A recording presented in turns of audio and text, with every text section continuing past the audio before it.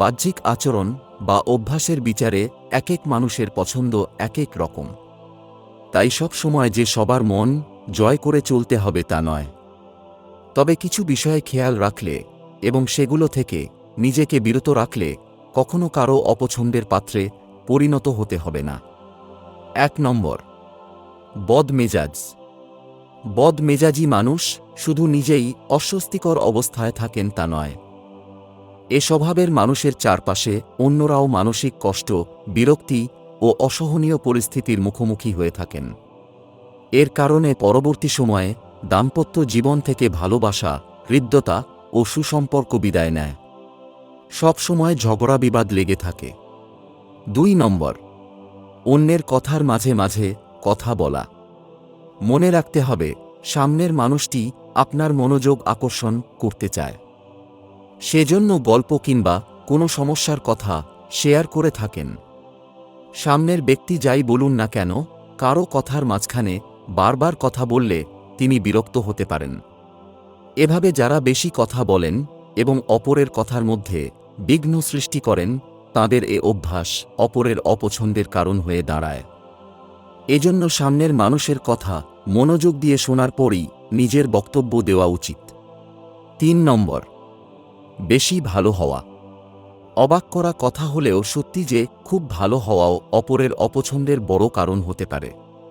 কেউ কোনো বিষয়ে খুব ভালো হয়ে থাকলে সেই মানুষের সামনে অনেকে নিজেকে খুব হীন ও ছোট মনে করেন, আর সেটা অনেকেই চান না। আরেকটি বিষয় হল, কেউ বেশি ভালো হলে লোকে তাকে অবিশ্বাস করে, কারণ সবাই তখন মনে মনে ভাবেন, এ তো ভালো মানুষ হতেই পারে না, আর তখনই তার দোষ খোঁজার জন্য সবাই ব্যস্ত হয়ে পড়েন। ফলে বেশি ভালো লোকেরা অন্যদের থেকে দূরে সরে যেতে থাকেন। 4 নম্বর, ব্যক্তিগত বিষয় প্রকাশ করা। বন্ধুত্ব গড়ে ওঠার আগে কিংবা কোনো মানুষের সঙ্গে পরিচয়ের শুরুতে ব্যক্তিগত বিষয়গুলো তাকে বলে ফেলা উচিত নয়। কারণ একজন মানুষ অপরকে জেনে বুঝে ওঠার আগেই এত ঘটনার বিবরণ শুনতে ভালো নাও লাগতে পারে। অথবা অতিরিক্ত ব্যক্তিগত বিষয় প্রকাশ করলে তা দুর্বল ব্যক্তিত্বের পরিচয় হয়ে উঠতে পারে। তাই খুব কাছের কেউ না হলে একান্ত ব্যক্তিগত বিষয় শেয়ার না করা ভালো, কারণ অপরের কাছ থেকে দীর্ঘ ও অপ্রয়োজনীয় কথা শুনতে অনেকে পছন্দ করেন না। 5 নম্বর, দেখানোর চেষ্টা। মনোযোগ আকর্ষণ করতে গিয়ে আমি এই করেছি, ওই করেছি, অমুকের সঙ্গে আমার যোগাযোগ আছে, এমন প্রচারসুলভ প্রচেষ্টা অপরের অপছন্দের কারণ হয়ে দাঁড়ায়। আবার কারো সঙ্গে পরিচয়ের সময় দেখা যায় অনেকে নিজের যাবতীয় গুণ উজাড় করে দিতে গিয়ে সামনের মানুষটির মৌখিক বাহবা পেলেও প্রকৃতপক্ষে হয়ে ওঠেন অপছন্দের মানুষ।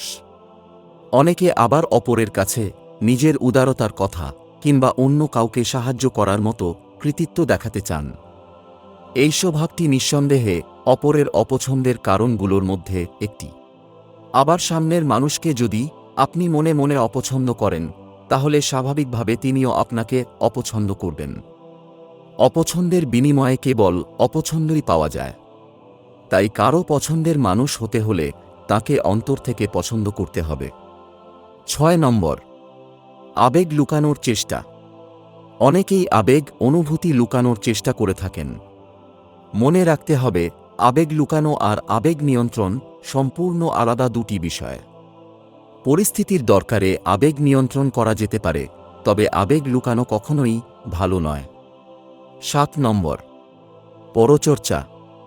অনেকে মুখে মুখে কারো বিষয়ে খুব ভালো বলে আড়ালে তার সম্পর্কে রাগ বা ক্ষোভ প্রকাশ করেন, এটি মানুষের খুব অপছন্দের একটি বিষয়। এজন্য বিরক্তি এলেও তাকে সংযতভাবে মন্তব্য করা বা তাঁর ব্যাপারে স্পষ্ট ধারণা প্রকাশ করা প্রয়োজন।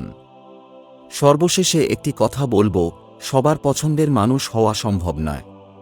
তবুও এই কয়েকটি জিনিস খেয়াল করে চললে হয়তো আপনিও সবার পছন্দের মানুষ হয়ে উঠতে পারেন। ভিডিওটি ভালো লাগলে একটি লাইক, কমেন্ট, শেয়ার ও সাবস্ক্রাইব করে পাশে থাকা বেল আইকনটি অল করে রাখবেন, যাতে পরবর্তী ভিডিওর নোটিফিকেশন আপনার কাছে সবার আগে পৌঁছতে পারে। ভালো থাকবেন, সুস্থ থাকবেন, আপনার জীবন সুন্দর হোক।